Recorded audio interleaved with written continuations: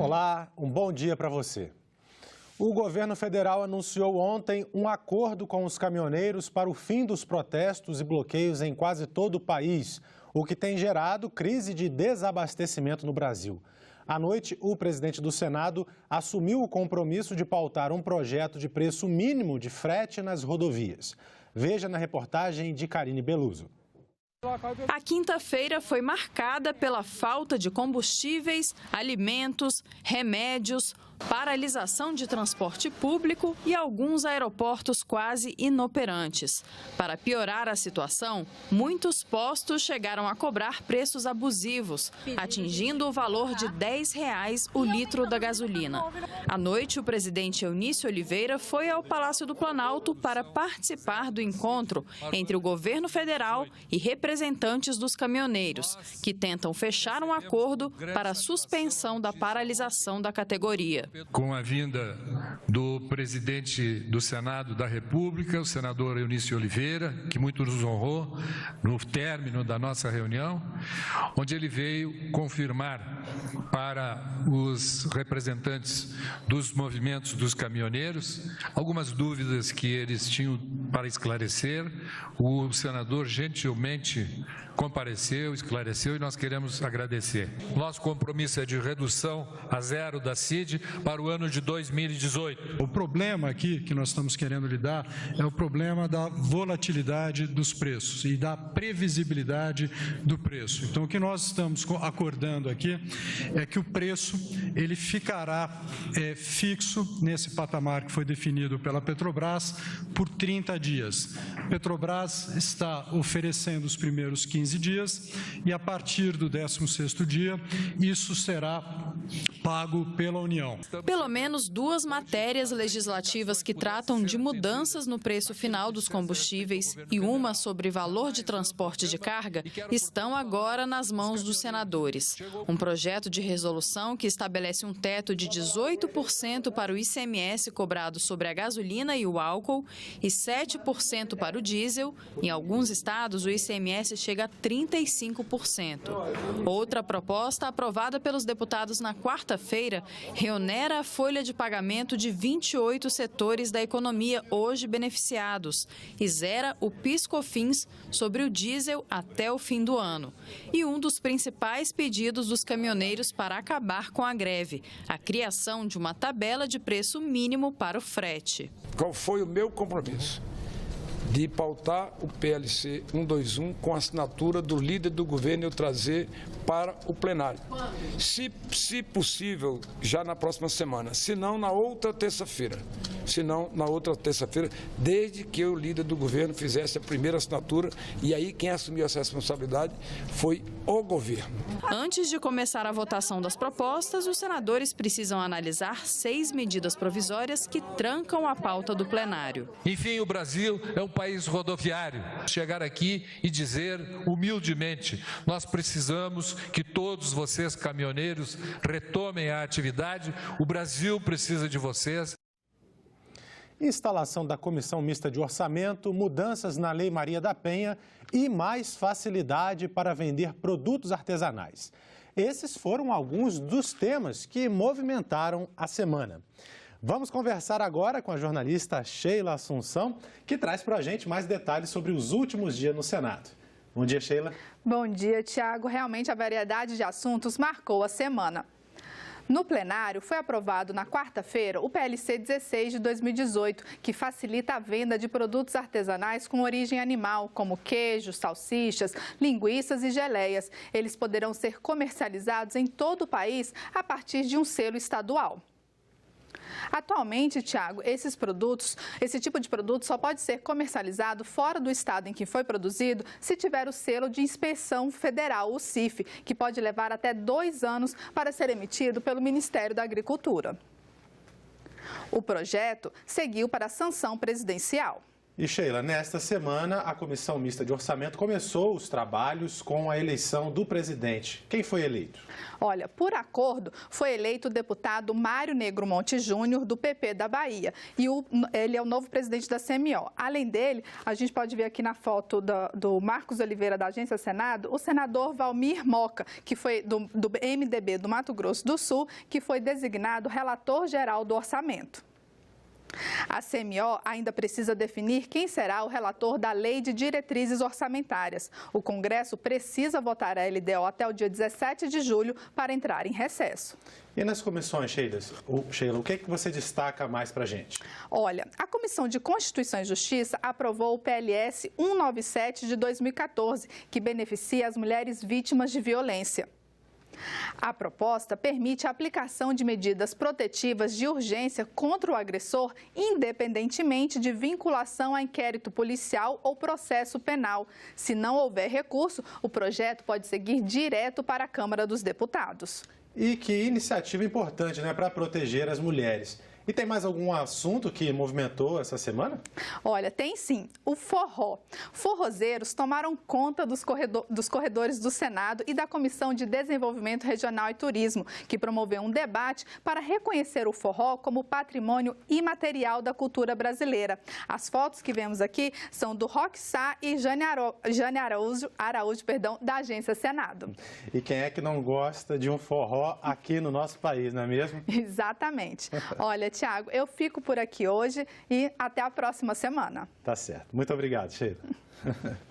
A CPI dos maus tratos contra crianças e adolescentes faz reunião hoje às 10 horas no Ministério Público do Espírito Santo. Os integrantes da Comissão Parlamentar de Inquérito vão tomar o depoimento de 8 convocados e de autoridades que combatem o problema. As mídias sociais trouxeram dinamismo à comunicação, mas também muitos desafios. A repercussão das novas mídias no cenário político foi tema de um seminário nesta quinta-feira, promovido pela Secretaria de Comunicação do Senado, em parceria com a Diretoria-Geral do Senado. Facebook, Twitter, Instagram, WhatsApp. As redes sociais se tornaram importantes atores na comunicação contemporânea. Pesquisa realizada pelo Instituto Reuters de Jornalismo aponta que elas já são o segundo meio mais utilizado como fonte de informação dos brasileiros, depois da televisão. O seminário O Legislativo e as Mídias Sociais discutiu os desafios e as oportunidades desses meios de comunicação. Com a proximidade das eleições, o tema ganha interesse dos especialistas. As redes sociais deverão ser uma ferramenta estratégica nas campanhas políticas. E uma das grandes preocupações são as fake news, ou notícias falsas.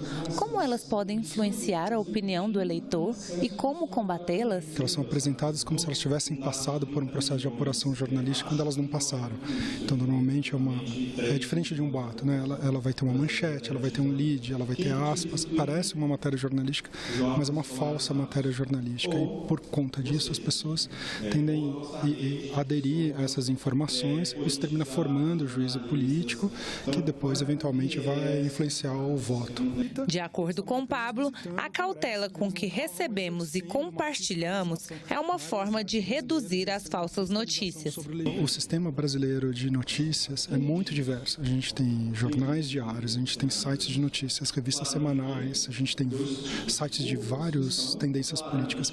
Se uma informação bombástica, que muda todo o entendimento do jogo político, apareceu só num lugar e não teve a repercussão de todo o sistema, provavelmente ela é falsa. Para este especialista, a regulação das mídias sociais é fundamental para proteger os usuários e não afeta a liberdade de expressão. Uma boa regulação ela pode preservar direitos.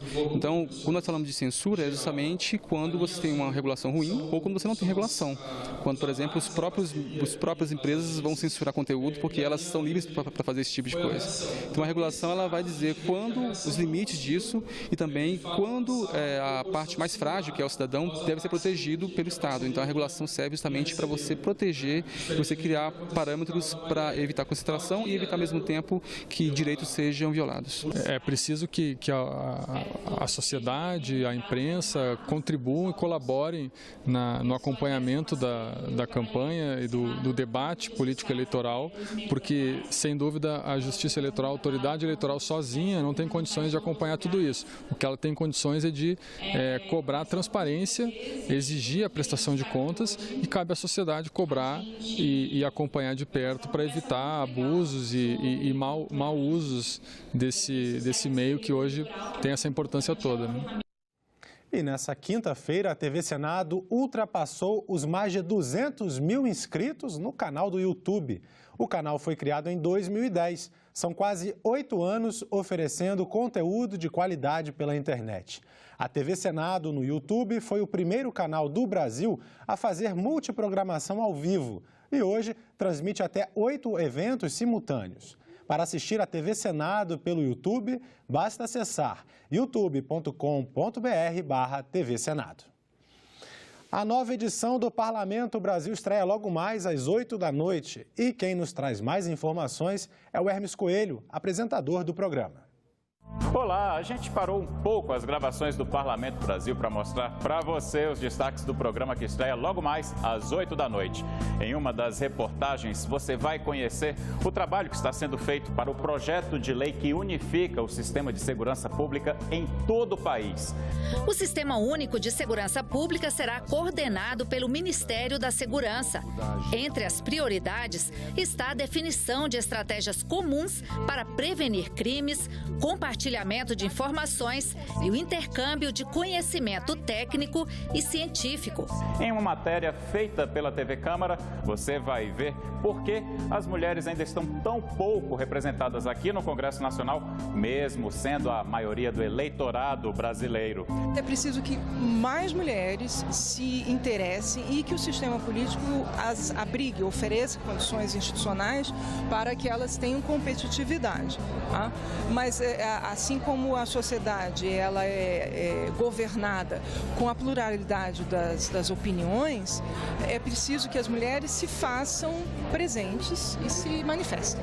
Também você vai conhecer um trabalho feito pela Universidade Estadual do Ceará que mostra os perigos dos remédios utilizados para o transtorno de ansiedade, que esses medicamentos acabam causando dependência. O abuso da substância acontecendo cada vez mais cedo, uma média de uso muito acima da que é recomendada pela Organização Mundial de Saúde, né? A gente sabe que os benzodiazepínicos eles devem ser utilizados por no máximo 4 semanas de um uso mais seguro, né?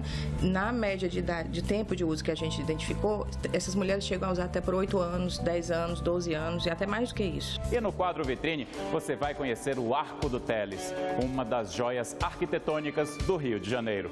Esse espaço aqui é um espaço que hoje ele consegue se harmonizar com o Rio de Janeiro contemporâneo. Ele é um espaço que está situado no corredor histórico do Rio de Janeiro, com vários prédios importantes, cercado por igrejas belíssimas. Não perca o Parlamento Brasil, aqui na TV Senado. E nós ficamos por aqui. Você pode rever as reportagens desta edição na nossa página na internet, senado.leg.br/TV. Obrigado pela sua companhia e continue sintonizado aqui na TV Senado.